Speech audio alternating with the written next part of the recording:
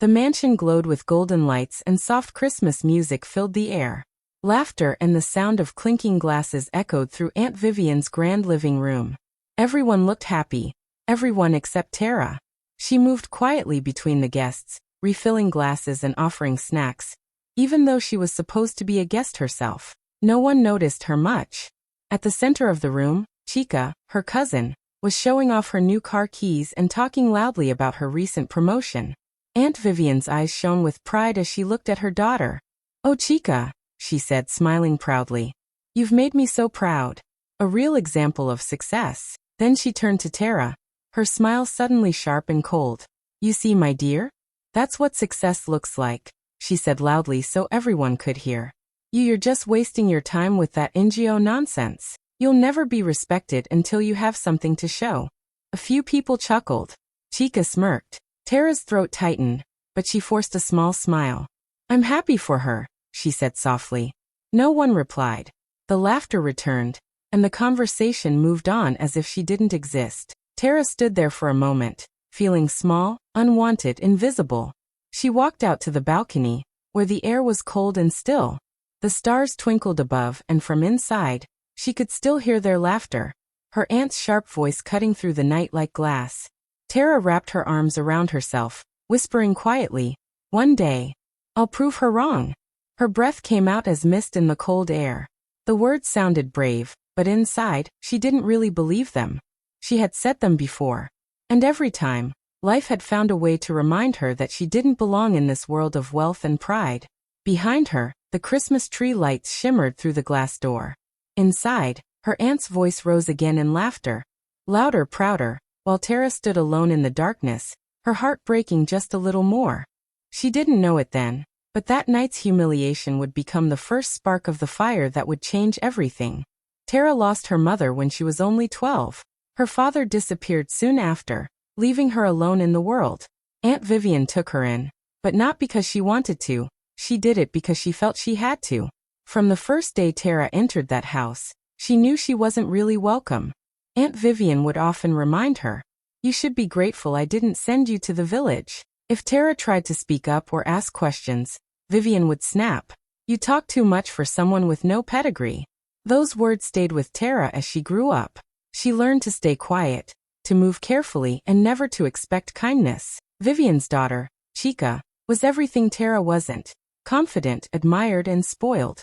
She wore the best clothes, went to the best schools, and always had her mother's praise. Tara, on the other hand, was treated like an outsider.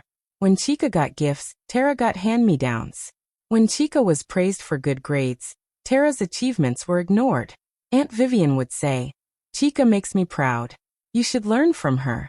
Years passed, and Tara carried that silent pain inside her. She promised herself she would live differently. At 28, she ran a small community project that taught girls digital skills, basic computer use, typing, and online safety. It wasn't big or famous, and it didn't pay much, but it gave her joy. She loved seeing young girls who once doubted themselves gain confidence. Her small office had old laptops, donated desks, and sometimes even power cuts. Still, she kept going. Some days she would skip meals just to save money for the project. Her aunt didn't understand. Vivian would say with a mocking smile, "You think you're saving the world? People like you end up with empty pockets." Chica laughed even harder. "You're just playing teacher. Real women build careers, not charities." Each word hurt, but Tara learned to keep her calm. She smiled politely, then went back to her work. Still, at night, when she was alone, doubt crept in. Was she really wasting her life? Should she have taken a safer path? There was only one person who truly saw her heart: Deli, a young journalist who once came to interview her for a small newspaper article. He admired her quiet strength. "You don't need their respect, Tara," he told her once, while they shared coffee after an event. "You just need to respect yourself first." Those words stuck with her more than he knew. Whenever she felt lost, she repeated them in her mind. One day, an older man named Mr. Ease, who had seen her teach at a local school, visited her office. He listened as she explained her dream: to give girls the chance she never had.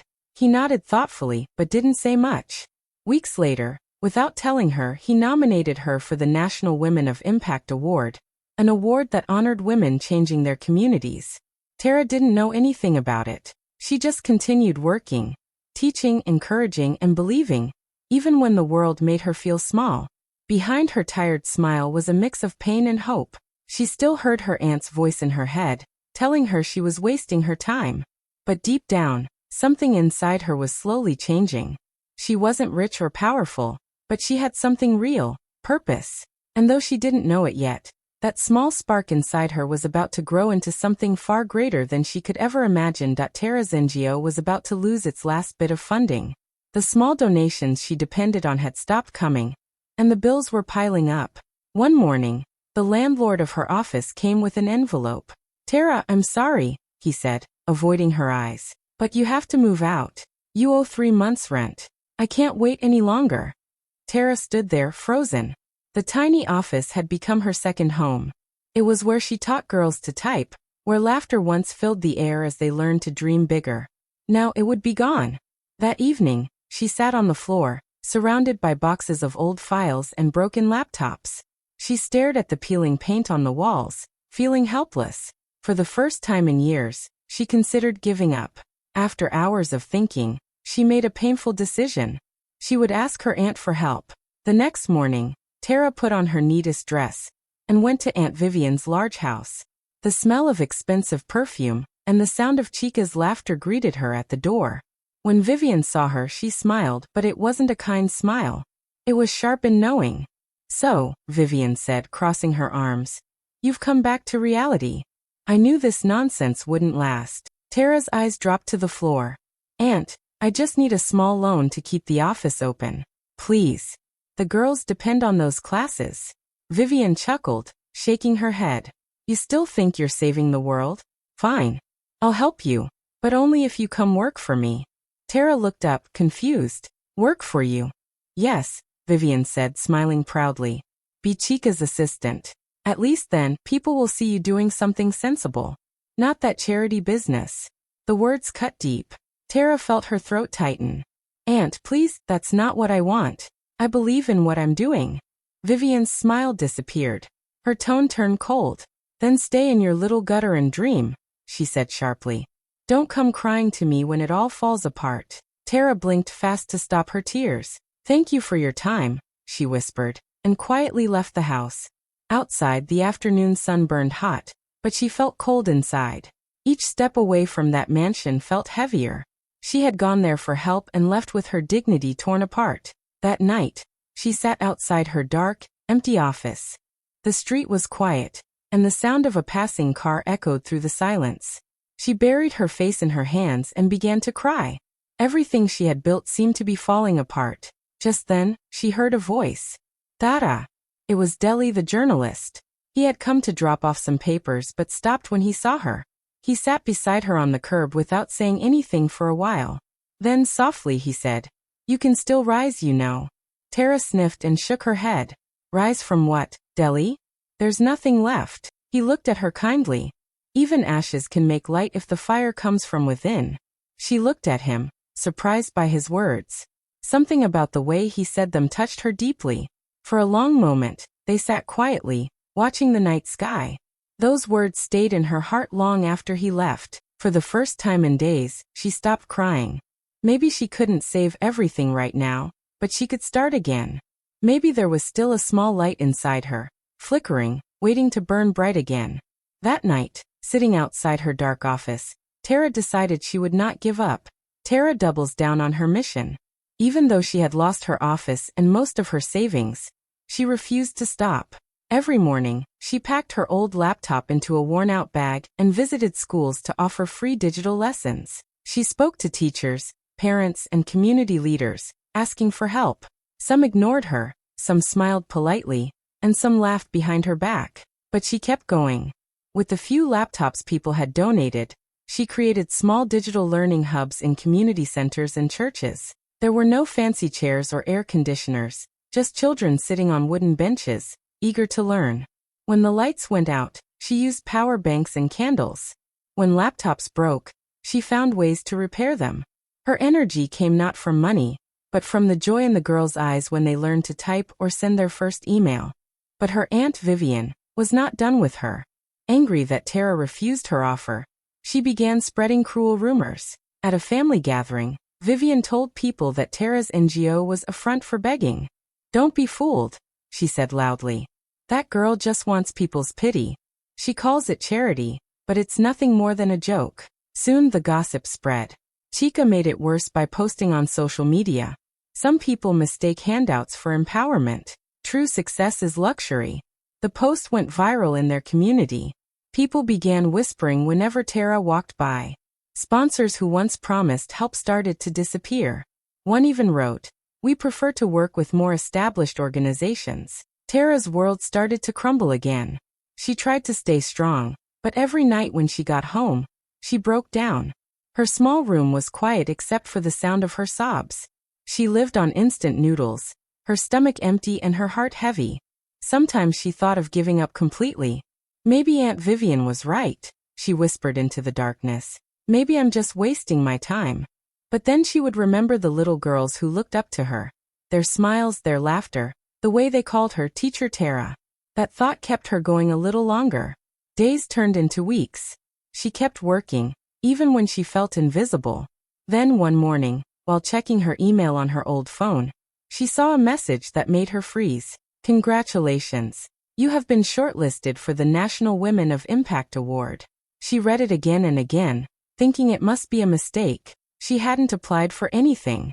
She had no idea how they found her. Her heart raced. Tears filled her eyes. Could this really be happening?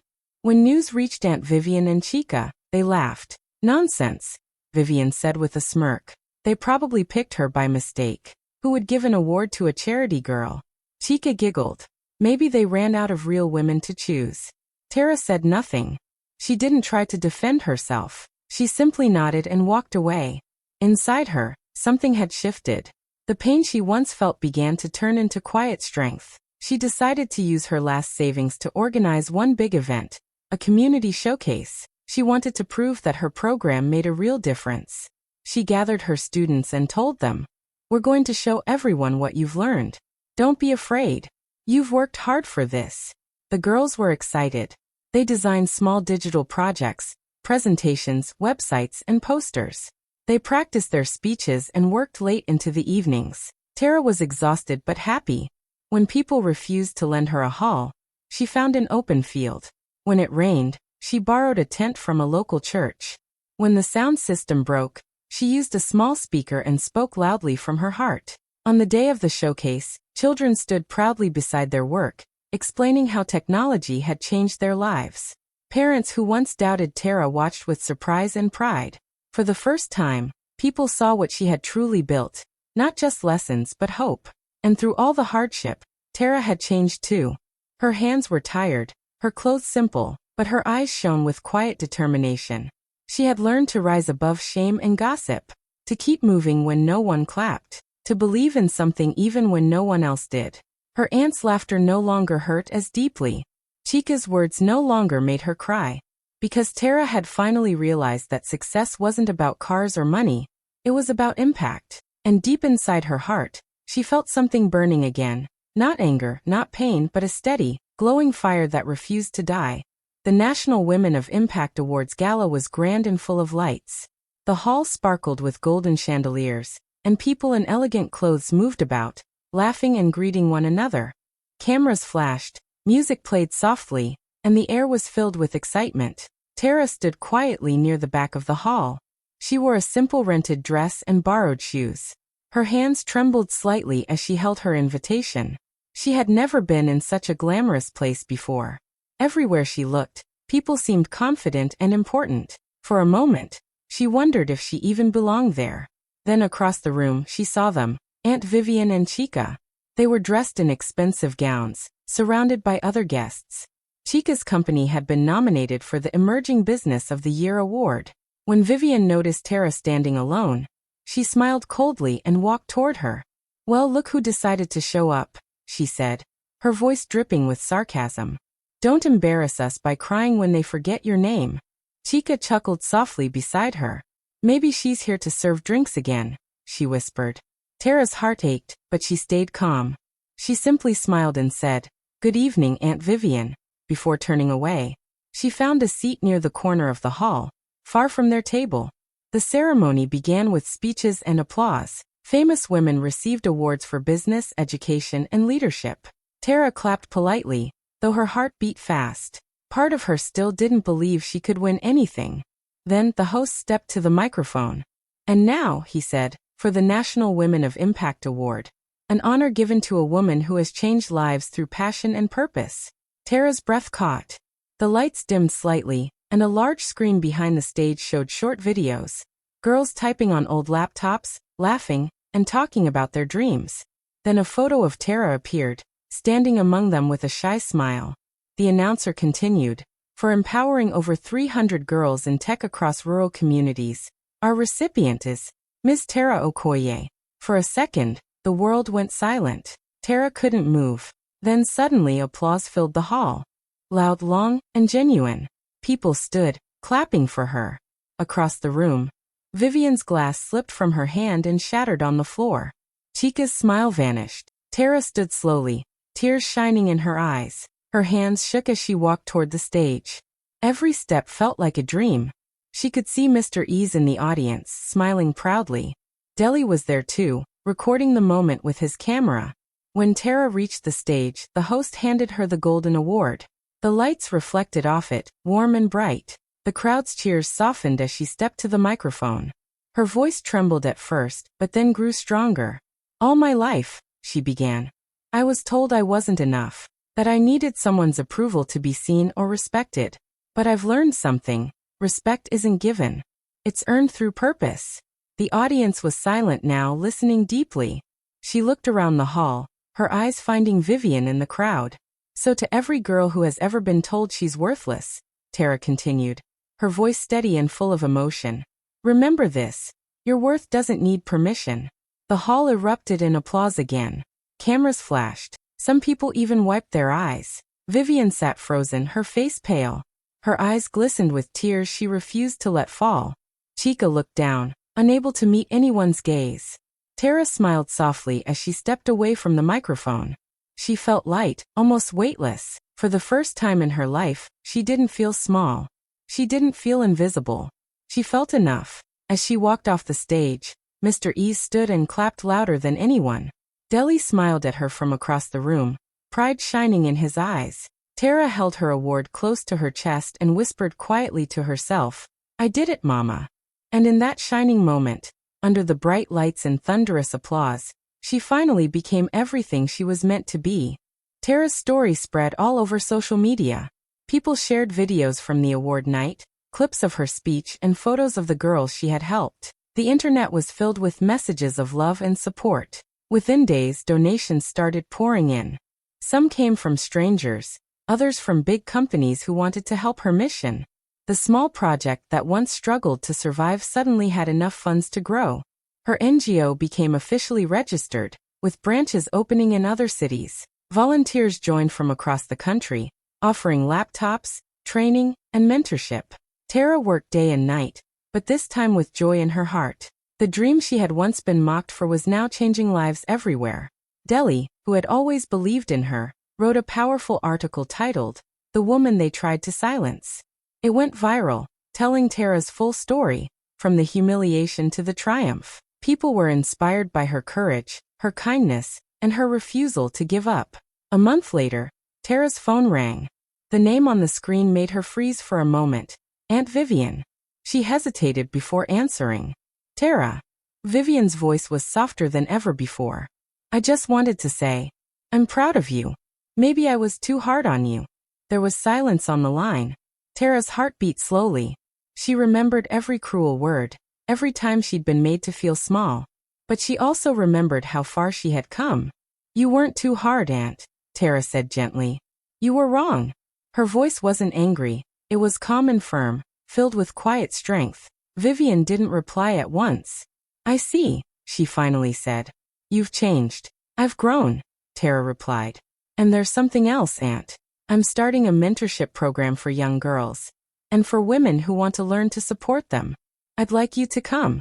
You can volunteer if you'd like." Vivian didn't know what to say. "Me? Volunteer?" "Yes," Tara said with a small smile. It's never too late to help someone else rise. Vivian hesitated. Pride fought with guilt in her heart. All right, she said quietly. I'll come. When she arrived a few weeks later, she was no longer the loud, proud woman everyone feared. She helped hand out notebooks, quietly watching Tara guide her team with confidence and grace. For the first time, she saw the woman Tara had become, and she was humbled. Chica stood by the doorway watching.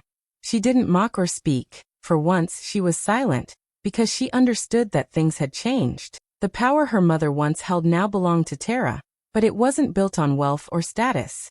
It was built on purpose. People respected Tara not because of who her family was, but because of who she had become. She no longer walked with fear or shame. She walked with calm strength. She didn't need to prove herself anymore. Her work spoke louder than any words. The same mansion where she had once been insulted now received her as an honored guest. When Vivian introduced her to visitors, she said softly, "This is my niece Tara, the one changing lives." And every time Tara heard it, she smiled, not out of pride but gratitude. She had found her voice, her strength, and her peace. Once ignored and humiliated, she now stood tall, not because she wanted revenge, but because she had chosen purpose over pain. 6 months later, Tara stood on a bright stage again, but this time, it was her own event, the Girls in Tech Summit. The hall was filled with young women from all over the country, eager to learn and be inspired. Behind the lights and applause, Vivian sat quietly in the audience. The proud, sharp-tongued woman was gone. Now she looked at her niece with soft eyes, clapping slowly, humbled and proud. Tara took a deep breath before ending her speech. When they said I'd never be respected, I believed them for a while. But now I know, respect doesn't come from who raises you. It comes from who you rise to become. The crowd stood, cheering and clapping. Tara smiled, her eyes shining. As she stepped off the stage, Deli was waiting for her with a bouquet of bright yellow flowers. "You did it," he said, grinning. Tara's eyes filled with tears, not of sadness but of peace. "I finally see her," she whispered. "See who?" Deli asked softly. "The woman my mother wanted me to be." They walked together toward the sunlight streaming through the open doors. The world outside felt wide and full of promise. Tara's face glowed, not with fame but with fulfillment. She had found her light, and it was shining brighter than ever. Gluck these 2 hearts. Thank you so much for watching till the end. If Tara's story touched your heart, don't forget to like, comment, and subscribe for more inspiring stories. See you in the next one. Bye. Cherry Blossom.